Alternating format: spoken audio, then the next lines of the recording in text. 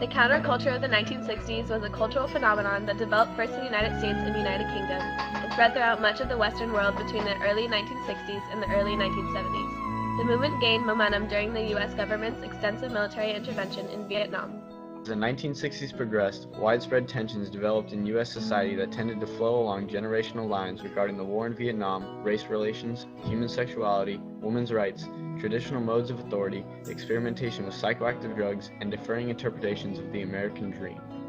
In 1969, 2 episodes of the counterculture violence shocked America. In August, commune leader Charles Manson and his family murdered actress Sharon Tate.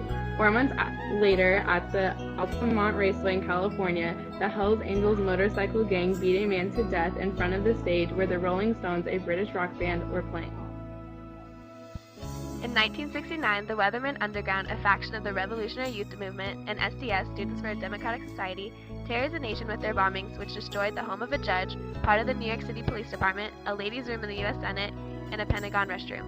These bombings set off a national bombing epidemic in the name of anti-war protest. The U.S. Treasury estimates 5,000 bombings across the nation between 1967 and 1970. Although Americans did want peace, they still had to ease the pain of knowing that their people were still in war.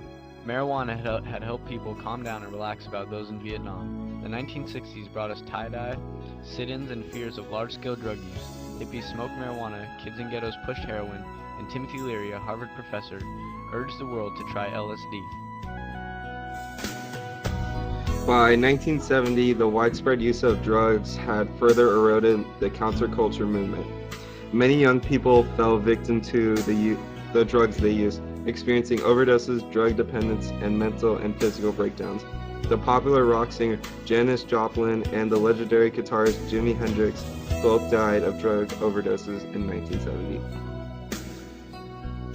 Many citizens of the United States fell victim to the disturbance of the 1960s. Some people that are prime examples of the negative influence of this era are actress Margaret Sullivan, Nobel Prize-winning author Ernest Hemingway, Marilyn Monroe, and many others.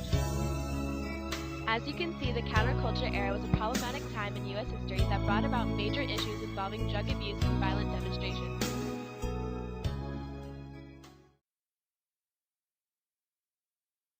In the U.S. society, I read it wrong. I like. Family murdered actress Sharon Tate. 4 months later,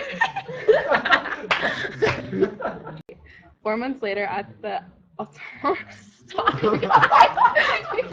I can't do this. Popular rock singer Janis Joplin and the legendary.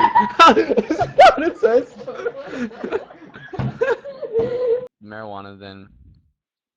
God. Ah. Hello. Yeah, maybe I have to stop that. Hi. In 1969, Breakdowns. The popular rock singer. Dang it, Veronica, come on!